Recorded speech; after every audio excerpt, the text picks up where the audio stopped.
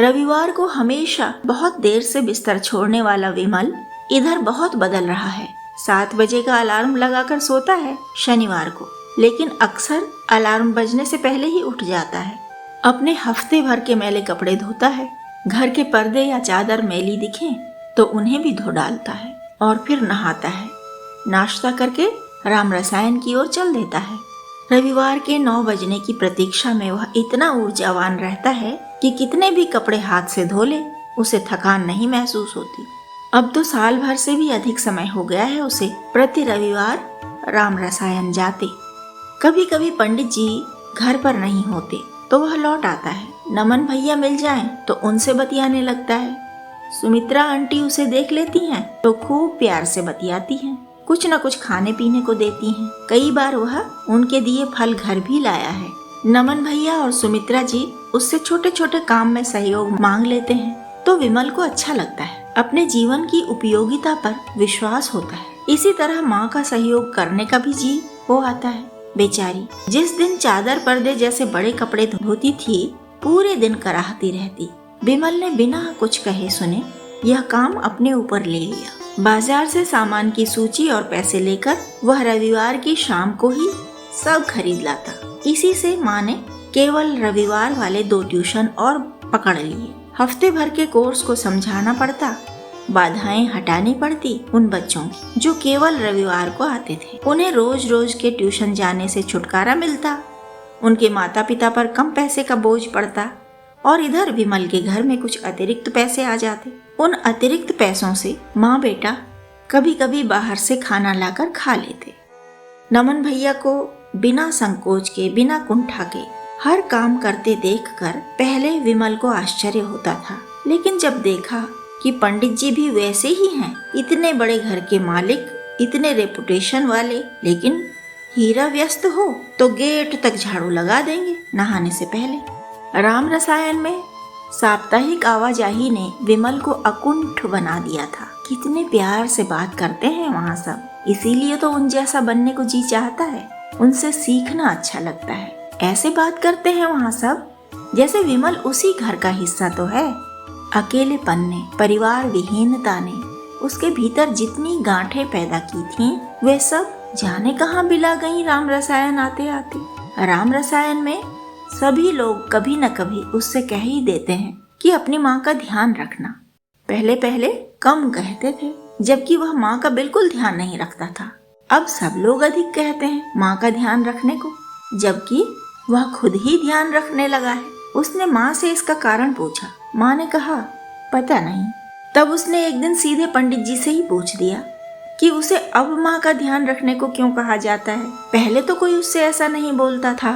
पंडित जी ने हंसकर उसकी पीठ ठोकी थी और कहा था, जब तुम हमारे लिए नए थे तो हम डरते थे कि तुम्हें बुरा न लग जाए। कहीं तुम यह न सोच लो कि तुम्हारी माँ ने हमसे तुम्हारी शिकायत की है। कहीं तुम यह न समझ लो कि हम बड़े होने के कारण तुम पर ऐंठ दिखा रहे हैं, रौब जमा रहे हैं। अब तो तुम हमारे लिए नमन जैसे ही हो। जैसे हम नमन को कहते हैं, नमन यह कर दो वह कर दो, दुकान से यह ला दो वह ला दो, वैसे ही तो तुमसे भी कहते हैं। हमें याद ही नहीं रहता कि किसे सामान लेने भेजा है, किसे बाजार भेजा है, नमन को भेजा है या विमल को। अब ऐसे में हम परायों की तरह 100 बात नहीं सोच सकते ना कि यह बुरा न लग जाए वह बुरा न लग जाए। तुम भी तो अपने व्यवहार से कभी हमें परायापन नहीं लगने देते। तब हम कैसे याद करते फिरें कि तुम हमारे बेटे नहीं हो, हमारी बहन रत्ना के बेटे हो। छोड़ो यार, क्या दुनियादारी की बातें करने लगे। हम तुम बस दोस्त हैं, हमें अच्छे दोस्तों की तरह ही रहना चाहिए। पंडित जी विमल को अक्सर दोस्त कहते हैं। उनका दोस्त कहना विमल को पहले आश्चर्य में डालता था। जिनके 4-4 बच्चे मुझसे बड़े हैं, वे मेरे दोस्त कैसे हो सकते हैं। धीरे धीरे उसे आदत पड़ गई। आखिर समझाते भी तो एक दोस्त की तरह ही हैं। कभी बड़प्पन तो दिखाया नहीं, रौब तो झाड़ा नहीं। कोई काम करवाते भी हैं तो बेटा और दोस्त कहकर ही करवाते हैं।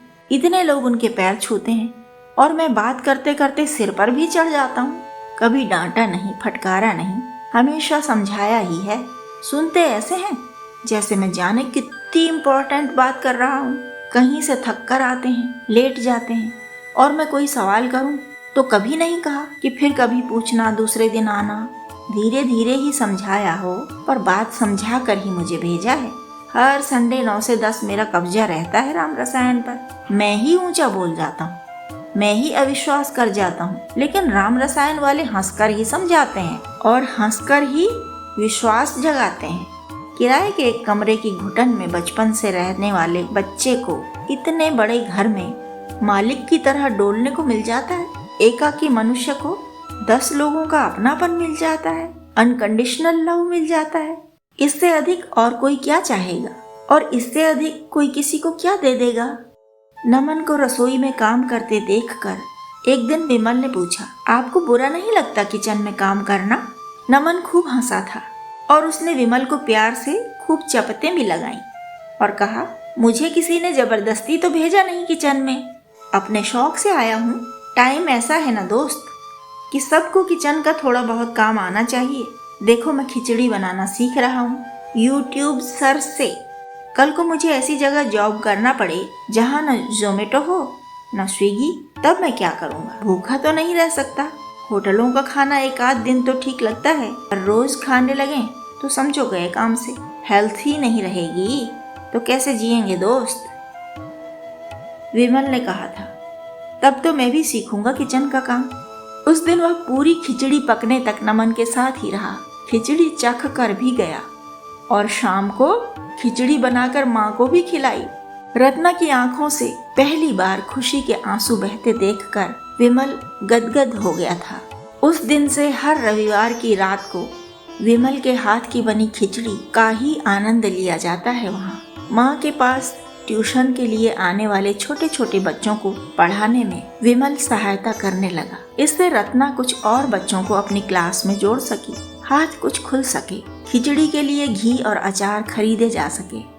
राम रसायन जाते जाते विद्या वाचस्पति से भी उसकी जान पहचान हो गई थी। वह विद्या की और विद्या उसकी कहानी जान चुके थे। विद्या ने एक दिन उससे पूछा, अगर मुझे कभी सहायक की आवश्यकता हुई तो क्या तुम उपलब्ध हो सकोगे?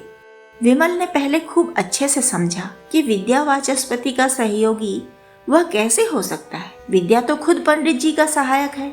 विद्या ने उसे बताया था कि जब से वह कंप्यूटर पर काम करने लगा है उसका काम भी बढ़ गया है। जनपत्रियां बनाने, हवन करने जैसे काम अधिक आने लगे हैं। कोई सहायक हो तो वह अपने यजमान के लिए अधिक उपयोगी हो जाएगा। सामान लाने, व्यवस्थित करने, चौकी आदि बनाने में विमल उसकी सहायता कर सकता है। विमल ने सोचा विचारा और सेवा स्वीकार कर ली। माँ शायद न माने, इसलिए अभी माँ को नहीं बताएगा।